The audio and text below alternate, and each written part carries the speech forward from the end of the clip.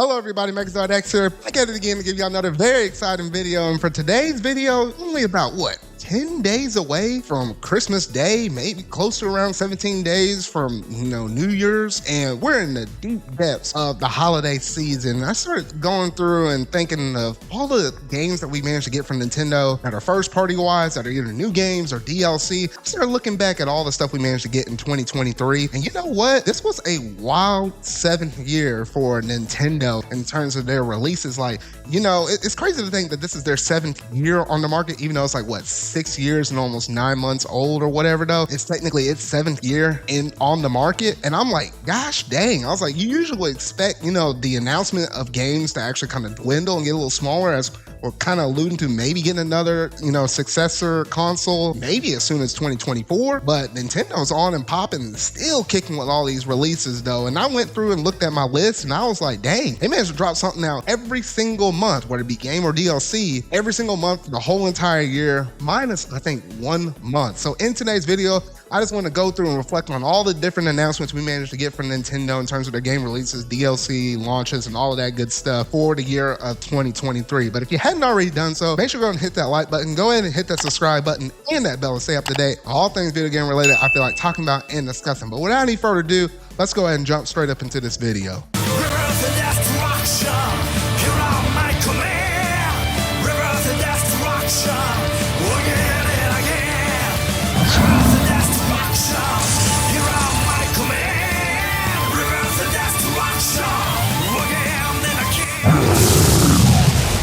All right, so first on the list, we had Fire Emblem Engage. And that game came out, believe it or not, all the way back out in January 20th of this year, though. And those games, if I remember right, in 2022, it was in that fall direct. It was a quick turnaround window for this game to launch.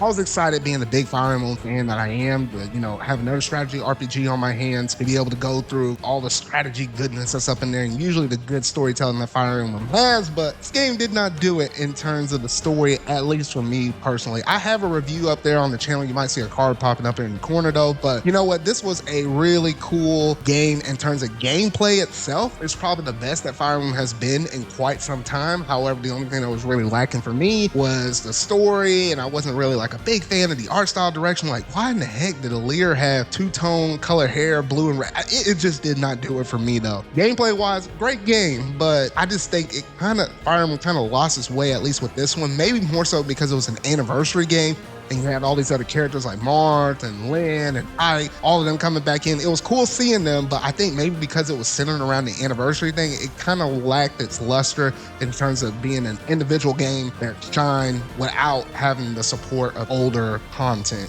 if that makes sense though. But yeah, we did manage to have that game come out January 20th, and it was the one Nintendo game that came out in the month of January. All right, so looking in February, we managed to get a couple of things in the month of February though, and that was when we roughly had that February direct of this year though. But the first thing we managed to get was Metroid Prime Remaster. That came out on February the 8th, which that was a shadow drop, mind you, and then it was so many weeks later, then they managed to give us a physical release for those that want to get a physical copy of the game though. Really nice. Obviously, we've been waiting on Metroid Prime for forever in a blue moon. That probably won't happen until the next console comes out though. But the fact that we managed to get this, because for the longest time there was a rumor of Metroid Prime trilogy that was going to happen, and then that kind of diverted and changed from the rumor from that to Metroid Prime Remaster. So that's what we have right now. They made a lot of good quality of life improvements on this game, a lot of different ways you can play control wise and stuff though. So a really cool game nonetheless for it to be shadow drop in the Nintendo Direct like that. Then later in the month, we managed to pull out Kirby's Return to Dreamland Deluxe, and that managed to come out on February the 24th. So obviously that being a remaster remake of the original Kirby game that managed to come out on the Wii. So that was really nice to manage to get that one up in there. And then you managed to add a little bit of extra content, kind of like what they managed to do with those deluxe version of the games. They managed to give you a little bit of extra side content up in there. So it was really cool to see that though. But that's the one thing you can rely on with Kirby games year after year. You'll get something, whether it be a brand new game, a remake, remaster, or just one of them kind of side little adventure things though.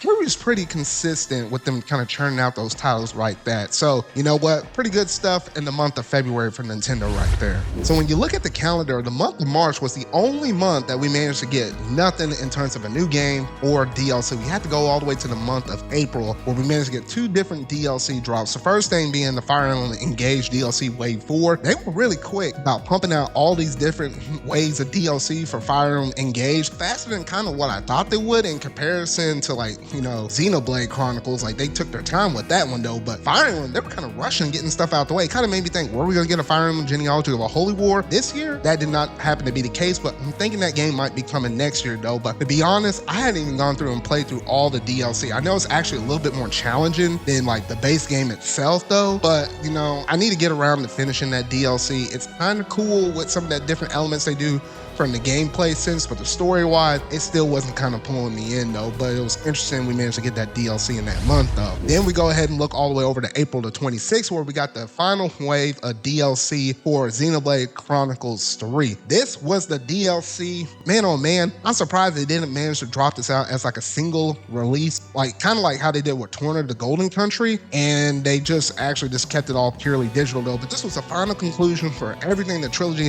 has managed to do for Xenoblade Chronicles, and oh my gosh, it was such a good, really good conclusion for everything that this arc basically told, from Xenoblade 1 all the way over here to Xenoblade 3 though. So really phenomenal adventure. Sad to see it to go, but kind of excited to see what could be in the future for Xenoblade as a whole though. So in the month of May, we managed to have a game, one of Nintendo's major hitters for 2023, that went on to get a nomination for Game of the Year. Yes, we're talking about Legend of Zelda Tears of the Kingdom, that dropped on May the 12th. This game was absolutely freaking big and huge. A lot of different traversal in terms of how you can traverse over this world. You have the Skyrim, you have the surface, you have a complete underground that's basically just as big as the surface area just itself. We managed to have new elements up in there that incorporated the fuse aspect, as well as Ultra Hand, which allows you to have a lot of different creativity in terms of just being able to craft certain things where it help you fighting or just traversing through the world. I felt like the story in this one was definitely way better than the original Breath of the Wild though. And even looking back at it, I know that this game was technically better than Breath of the Wild though, but if you're looking at the big major impacts, maybe Breath of the Wild still is gonna,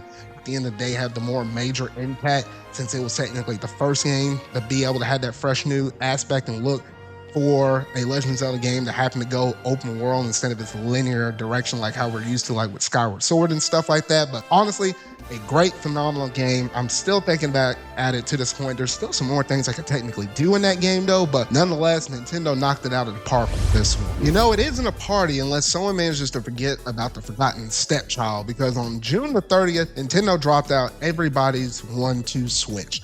That was that long rumor game that a lot of people heard about, in the sense that when they were going through and developing it and they going through and doing like the QA testing of it, people were wondering, it's like, ooh, this is not up to Nintendo's quality. This game looks kind of trash. Like, it just doesn't have a good vibe or whatnot though. The weirdest thing about this one is they just announced it on Twitter, and about a couple or a few weeks later, then they managed to put it out there on the eShop for you to be able to go through and download orders, I think off the shelf or whatever though. But it was kind of weird with this one, and I was like, what the heck? I mean, it's a game that they really kind of pushed out there and then just kind of let it fizzle out over the radar. It's like one of those weird games where you can also play it with your phone, and yes, you can do it up to like 100 different people and stuff, which you kind of think maybe that would be like a good streaming game, because then that way you can have some like good, you know, audience participation with your audience though. But I was like, I never managed to actually mess around with this. Steven, a good friend of mine on the podcast, he has this game. So I don't know, maybe I'd have, you know, hit him up one point just for me to dabble with it, just so I had some experience with it though. It's definitely one of those weird, odd games that Nintendo put out there. But I guess at this point, Nintendo was like, well, we're sitting on this, we might as well just get it out the door and just let it be done with though. But I'd release over there for the month of June. Ah, yes. Pikmin 4. Oh shoot, this was the long fable. This was truly the forgotten child right here though, because man oh man, I think we can go all the way back to those Miyamoto reviews back in the Wii U era, and they basically said Pikmin 4 was done or whatnot though. You can tell that this was a game they messed with, put it on the shelf, mess with, put it on the shelf, mess with, put it on the shelf, over and over and over until they finally managed to get something done with this though. But the final project, it was great. It's definitely lived up to the long anticipated wait on it. I managed to go through and fully 100% the game. I just like liked it that much though. I mean, the fact that you're able to go through and, you know, obviously use your main character that was like an avatar, you got to create it yourself, and then also use your boy Ochi. Ochi was definitely MVP of this game right here, man. You were able to do so much stuff with him, being able to ride him or have him do certain tasks and do the multitasking and all the Dandorian and stuff that you have to do up in this game though. But there was a lot of good challenges up in there. Some challenges that, man, I was struggling on for a good hot minute. I was about to pull some hair. That kind of frustration though, but overall, when you did manage to complete the task, it felt like, you know, a good sigh of relief right there though. But obviously, a really good game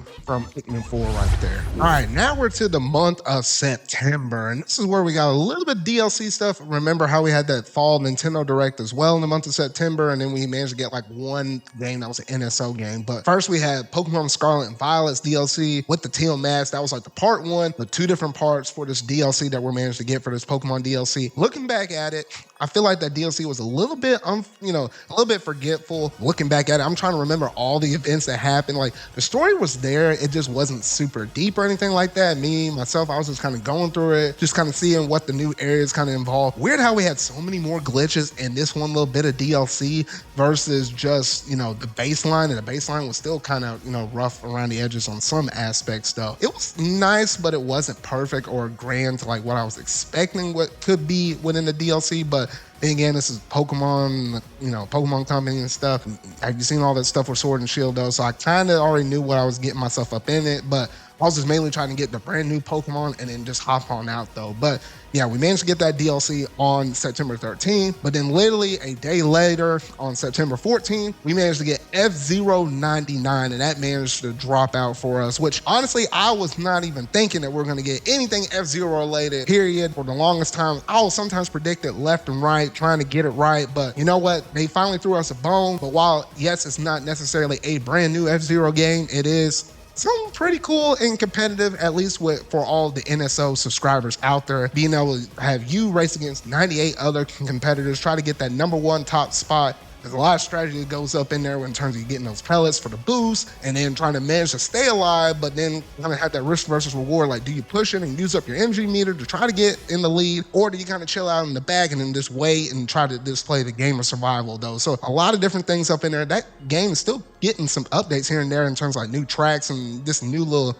knickknacks and stuff to kind of add up in the game though. But overall, a very nice experience to add up in there, because it's like technically this and Tetris 99 are the only two things we have, because they're actually about to remove Pac-Man 99 though. So really nice thing for NSO people right there. So in the month of October, we managed to have another Game of the Year nominee contender right here, but Super Mario Bros. Wonder that released on October the 20th. This game was the game that I've been looking forward to in terms of a new Mario game that's a 2D one, that's anything outside of the realm of those new style Super Mario Bros. Like the new Super Mario Bros. DS, the Wii, the 3DS one, as well as the Wii U one. It's nothing like that. This is probably the most fun I had within the 2D Mario since Super Mario Brothers World and 3 and stuff. Like, it's up there in terms of, you know, just that level of creativity and fun factor. You just never knew what you were going to get with those Wonder Flowers and stuff. And there's a lot of good challenges up in here. And some of those special world stages, though, I had to redo some of those courses over and over and over until I managed to actually get that one right, though. But that was a great game. I know it's going to go on to sell millions and millions and millions of copies, even as we traverse through this holiday season, though. But nonetheless, if you hadn't played it or you hadn't picked it up yet, you definitely need to make sure you do that, because that's an outstanding game right there.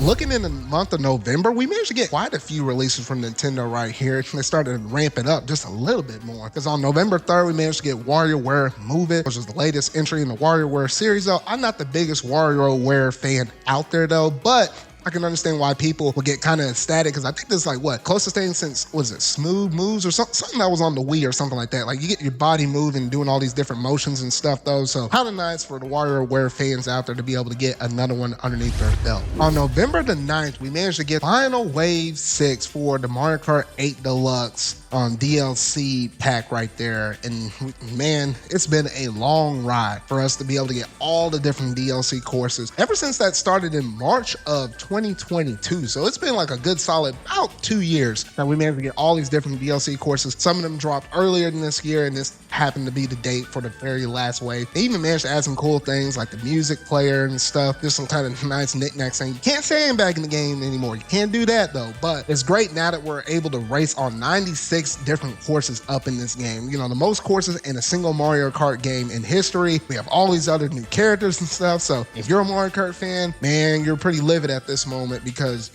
man, there's a lot of good stuff you're able to play in this game now. Including the month of November, we managed to have Super Mario RPG Remake that managed to drop out on November the 17th. This is really cool, the fact that we finally managed to get this SNES game that a lot of people wanted on the, NSO service for the Super Nintendo, but maybe that's the reason why we never got it, was the fact that they had a plan to do the remake of it though. So yes, hopefully this game goes on to sell a lot of copies and it manages to sell gangbusters and stuff, even though I don't think it's going to sell that high though. But at least that way we can kind of, let Nintendo know, yes, we do like these good RPG experiences between this and the good Paper Marios, because we have Paper Mario Thousand Year Door remake coming out fairly soon though. So yeah, so between the nice visual representation that's up in this and the fact you're able to go back and re-challenge bosses again and stuff like that, there's a lot of cool knickknacks that are up in this game though. So I hope everybody enjoys the mess out of this game. Last and certainly not least, we managed to get the DLC for Pokemon Scarlet and Violet, the Indigo disc that literally dropped yesterday at the time of this video when it drops on December the 14th. That's the only little bit of, stuff that's on this entire list that I have no experience being able to talk about it at all due to the fact that the game just recently came out though. But from what we've seen in terms of all the different trailers and stuff for this game though, it does seem like it's going to be pretty good DLC wave right there. Hoping that the performance does much better on this game in comparison to some of the other stuff that we've seen in some of the past DLC drops for Pokemon Scarlet and Violet though. So I'm just hoping that this one's really good. It's a really solid experience though, and they managed to knock this one out of the park, but fingers crossed on that experience right there. But yeah, so that's gonna basically do it in terms of this video right here. It's a crazy wild 7th year for Nintendo in terms of their DLC releases, as well as their first party regular game releases from all the remakes and stuff, as well as brand new games. A fair good amount of brand new games along with remakes. And looking into 2024, we're obviously gonna get a ton of more remakes and stuff as we look towards that year. And I'm pretty sure we're gonna probably get that new console or something of its equivalent for that next year though. But y'all gotta let me know down in the comment section down below what all do you think about all the games and all the DLC releases we managed to get this year though, because honestly it was a lot more than what I was expecting for there being that 7th year that the Nintendo Switch has been on the market though. But that's gonna basically do it in terms of this video though. So if you really like it, make sure to go and hit that like button, go ahead and hit that subscribe button and that bell to stay up to date. All things video game related I feel like talking about and discussing. So remember y'all, until our video I make next, see y'all.